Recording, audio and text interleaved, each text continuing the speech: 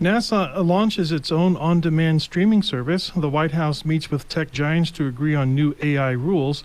Google is developing a robot to do chores around the house, and T-Mobile is bragging that its new ultra-fast 5G is capable of 3.3 gigabits. All that and more next on The Computer Doctor Show. You're listening to The Computer Doctor Show, your source for technology subjects affecting your business and personal life during this new normal. Your host is an award-winning office technician and IT specialist, author, tutor, ethical hacker, and recent winner on localbest.com as the best computer shop in Tucson. Broadcasting live, here's Aaron Moss. Good afternoon, everybody. Welcome to the Computer Doctor Show, your headquarters for up-to-date scam awareness, science, and cutting-edge technology talk. This is episode 140. I'm Aaron Moss, your host. Thanks again for tuning in with us every Saturday at 2 p.m. And we post all of our shows and bonus content on ComputerDoctorShow.com and the Computer Doctor Show YouTube channel. We'd love to hear from you, so give us a call during the show with your computer, internet, cybersecurity comments and questions, and we'll try our best to answer them live at 520-790-2040. I have no co-host today. There's a little bit of a mix-up, but hey, I've done many shows by myself, so have no problem. It's also July is Ransomware Awareness Month, so make sure you have a really, really good backup that you can put your full trust in. The Computer Doctor Show is sponsored by Perfection Auto Works, so if you are looking for top quality auto repairs that exceed your expectations, look no further than Perfection Auto Works. Perfection Auto Works will get the job done right the first time, from routine maintenance to major repairs. Perfection Auto Works aims to surpass their customers' expectations. So visit Perfection Auto Works to experience why they are the trusted name in auto repair. Call 323-8650 or visit perfectionautoworks.com. Perfection Auto Works is where the perfection is not just a word, it is their commitment. And remember, if you like the Computer Doctor Show, please support our sponsors.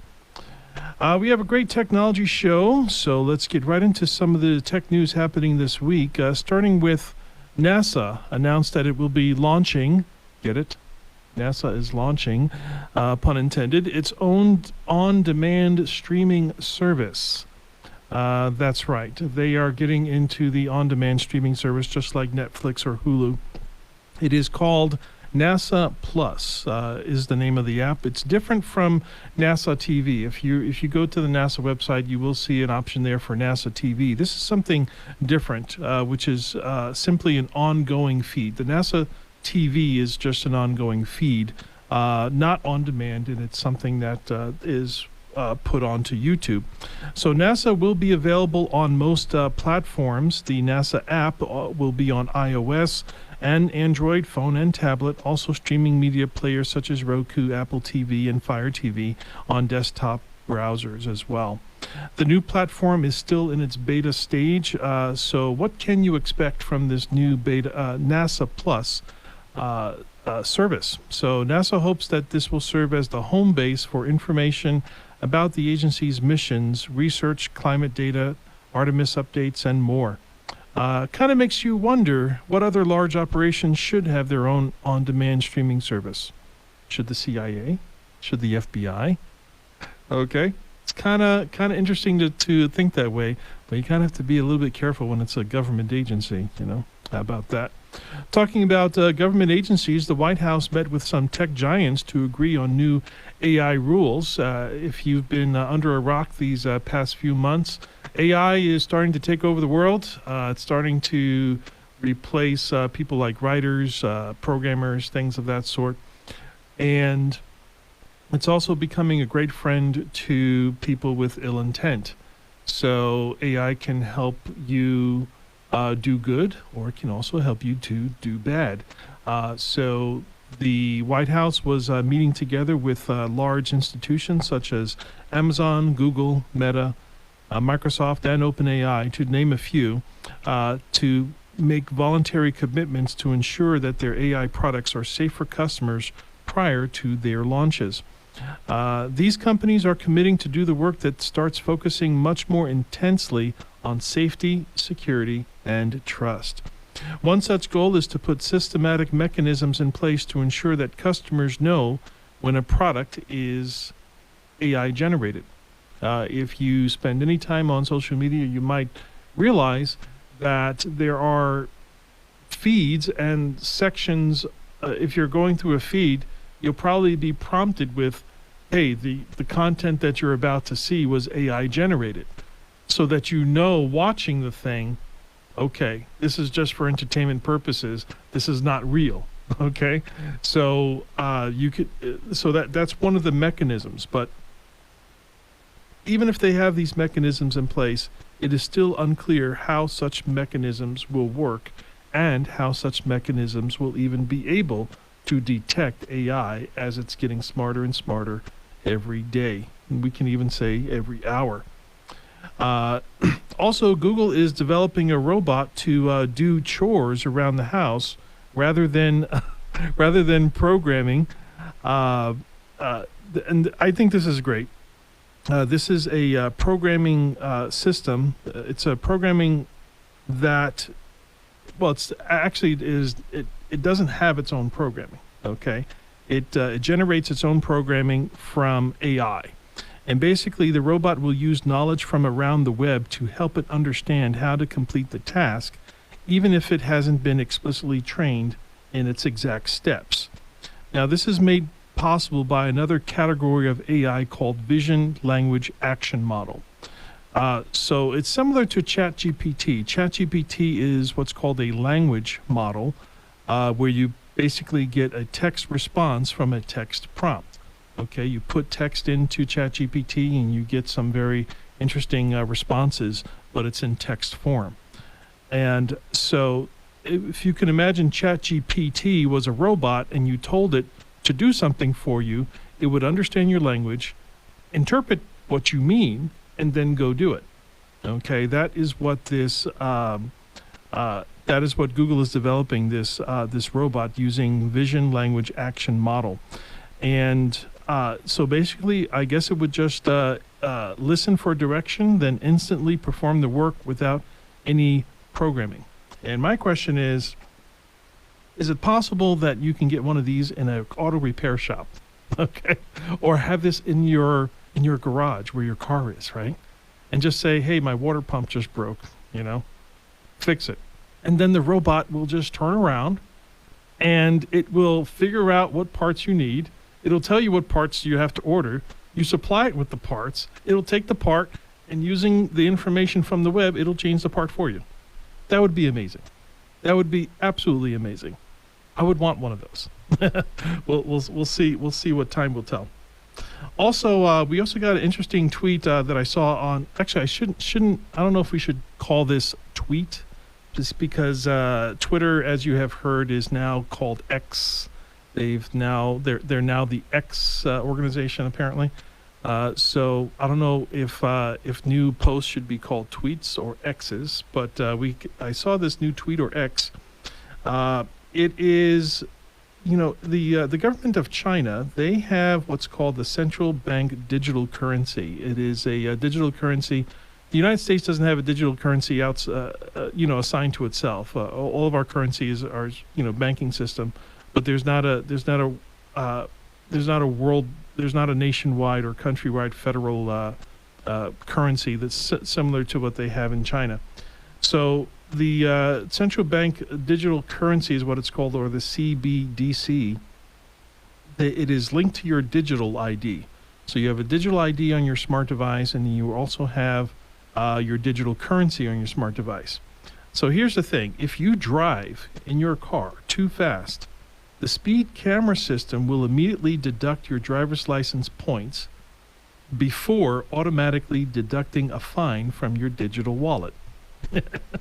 So my question is, why do you need cameras for that? If your digital ID is already on your phone, why can't they just figure out how fast your phone is going? Okay, if your phone is going fast, you must be going that fast. Doesn't necessarily mean that you're the driver or so, but anyway, how are they going to know that you're driving? If that ever comes to the United States, watch out. I don't know if it will make the streets safer or if people will find a way around it. We'll see. Also, the commissioner of the FCC, Jeffrey Starks, made a nice statement about AM radio. And here we are on AM radio. AM radio this is what he said. AM radio plays a critical role in our public safety infrastructure, as 7 former heads of FEMA have explained. AM's resiliency combined with the long distances AM signals propagate means the success of the National Public Warning System hinges on the use of AM radio.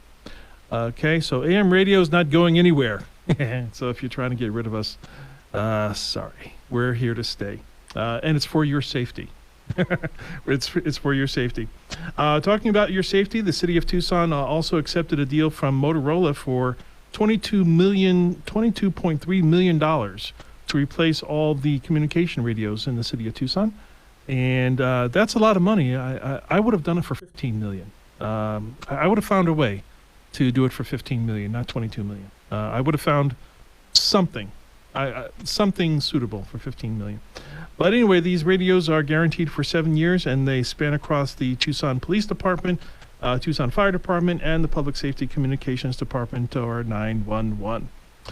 It's time to get to our midway commercial break with a word from our sponsors, Science and Tech History. Up next, Science and Tech History, this week's top 5. And T-Mobile is bragging of its ultra-fast 5G. How are they able to achieve these speeds? This is the Computer Doctor Show. We'll be right back.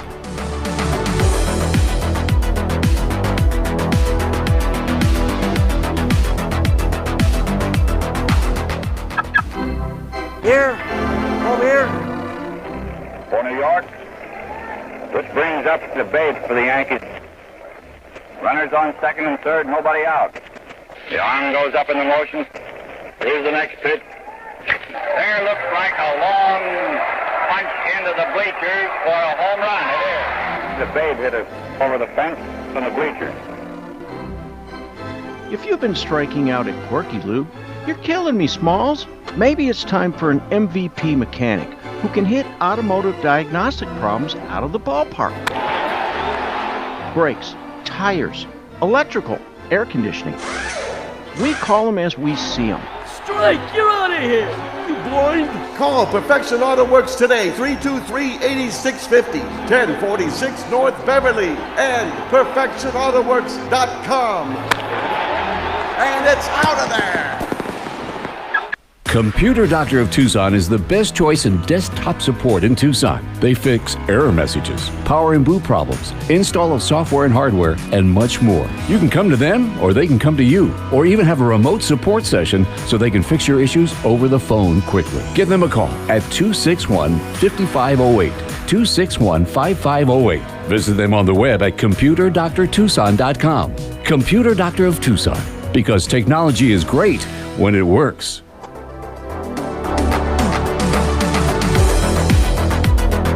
Welcome back to the Computer Doctor Show, your source for scam awareness, science, and cutting-edge technology talk. I'm Aaron Moss, your host, and normally we would have someone from the Unscrewed Theater here with us, but in their absence, since they're such good friends of mine, such good supporters of the Computer Doctor Show, I will tell you this, that they have live comedy action shows every Friday and Saturday night. You can go to unscrewedtheater.org. Unscrewedtheater.org is the website. You can look up tickets and show information there, and take the family. It's a great place to spend a Friday or Saturday night. We're going to take a look back at some science and tech history events. We have about 4 of them to go over. The first one we have here took place 54 years ago. Back on July 24th, 1969, it was the Apollo 11 mission returns to Earth. It was a celebratory time for many people at that time. They made it back safely from their first trip to the moon. Now, here's something very interesting. The Apollo 11 astronauts were placed in quarantine for 21 days as a precaution against any potential moon germs. Until it was determined that they posed no threat to Earth. And I think that's the last thing that we need. More germs from out of this world. I think they were smart in doing that, don't you? Also, 45 years ago, on July 25th, 1978, It was the first test tube baby born 45 years ago, July 25th, 1978. It was Louise Brown. She was conceived through a vitro fertilization, a process where an egg is fertilized by sperm outside the woman's body in a laboratory dish. And this test tube baby is still alive, Louise Brown. She kind of stays out of the spotlight, but if you want to Google her name, you can see how she's doing.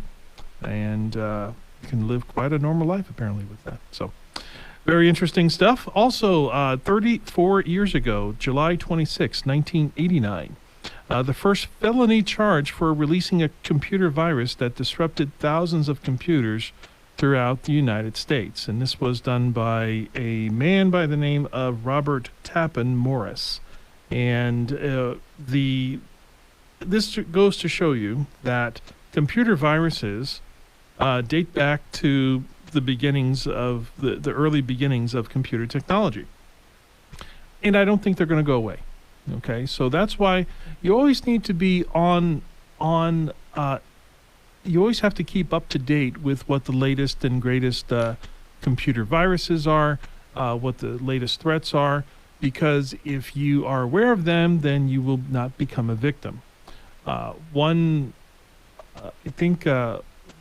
technician even illustrated it this way, perhaps that pretend that you're like at a magic show, and you're amazed at how the magician is able to get things to disappear, reappear, and you're fascinated by all the feats that he did on stage. But then after the show, he takes you backstage and he shows you how the tricks are done. Okay? If he does that, you will now be able to see how the trick is done if it's ever done to you again, and you'll also be able to know versions of the trick. So if he makes the rabbit appear out of the hat, maybe it's not a rabbit this time. Maybe it's a rat or a bird or something else. Okay, but it's a version of the original, and you know how the original is done, so you can see how the different versions work.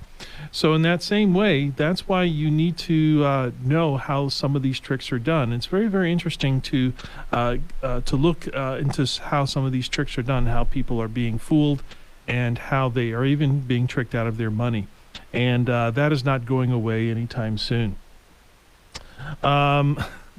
Space Germs, a new TV series. Thanks a lot, Tom. Yeah, we don't need moon germs at all, do we? Also, 65 years ago, on July 29th, 1958, the National Aeronautics and Space Administration, NASA, was established by U.S. Congress and later started operation on October 1st. So it was signed into Congress on July 29th, 1958, 65 years ago. And so we've been with NASA for about 65 years in existence. Now, in honor of NASA starting its own on-demand streaming service and acknowledging its 65-year history, here are the top 5 things that you didn't know about NASA, starting with number 5. The 5th thing that you didn't know about NASA is not the only space agency in the United States. Did you know that? There is also the National Reconnaissance Office, and the National Reconnaissance Office is for intelligence space vehicles, spy satellites, and other spy vehicles secretly put into space for surveillance.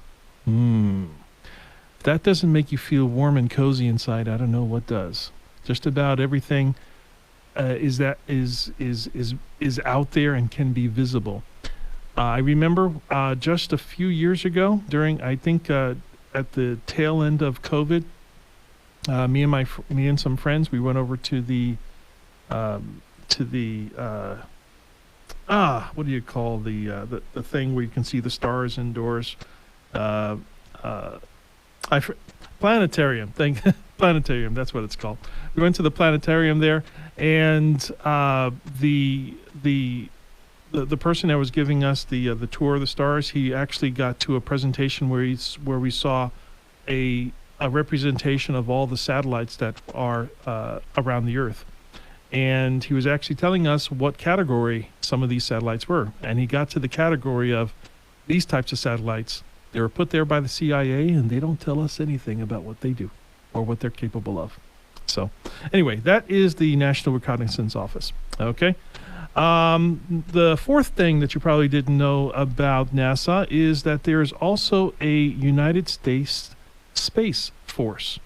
That is United States Space Force, or the USSF. It's kind of like the other one that we mentioned, but this one is for military operations in space. Okay, so there's not a whole lot of information, and for good reason, but that is something that is completely outside of NASA. These are other space agencies operating within the United States. The third thing that you probably did not know about NASA is that NASA has a space cemetery. When spacecraft reach their end of missions or fail to reach their intended destinations, they often end up in a space cemetery. This space cemetery area is located in the Pacific Ocean, far from any major shipping lanes, and serves as the final resting place for defunct spacecraft. It'd be pretty cool to do like a scuba dive down there and check things out. The second thing that you probably didn't know about NASA is the golden records on Voyager. The Voyager 1 and Voyager 2 were robotic spacecraft, each carrying a golden record containing sounds and images representing Earth's culture and life here on Earth. The records were intended as messages for any extraterrestrial life or intelligence that may encounter the spacecraft. They can actually look at that media. And the number one thing that you probably didn't know about NASA: innovations and spin-off technologies. NASA's research and development have led to numerous technological innovations with applications beyond space exploration. Many everyday items like memory foam, scratch-resistant lenses, and cordless tools all have origins in NASA's research. Okay, so we appreciate all the difficult things that NASA has been doing. One more final point before we close. T-Mobile is bragging its new ultra-fast 5G is capable of 3.3 gigabit speed. Not megabit, we're talking gigabit. How is it possible to get 3.3 gigabits into a mobile phone on its own? We're not talking about Wi-Fi speed, we're talking about data speed. Well, they can do this by using a network principle called carrier aggregation. Carrier aggregation basically means that it boosts its speed by pulling speed from multiple towers and carriers, essentially multiplying its speed. So you're not really getting the full speed from just one connection, but it's quite possible that these new T-Mobile phones, by the way, it's only available in the Samsung's newer Galaxy S23 phones at the moment. But if you want those types of speeds, that's what you get, and that's how it happens. Before we wrap up, I just want to thank our sponsor, Perfection Auto Works, again for sponsoring our show. Stop by their location near Speedway and Craycraft for your free 26-point inspection. And as always, don't click unverified links in emails or text messages. Use a password manager. Always look at the address bar. Check activity on your bank statements on a regular basis. Enable two-factor authentication. Verify all incoming and outgoing phone calls. Back up your system to the cloud and listen to the Computer Doctor Show live on Saturdays and post it as podcast on Tuesdays. If you missed any part of this episode, go to computerdoctorshow.com, click episodes, and find episode 140. My name is Aaron Moss, your host and technology expert. Nobody was co-hosting today. Tom Fairbanks is at the control board. Stay safe, enjoy the rest of your weekend, and we'll talk to you again next week.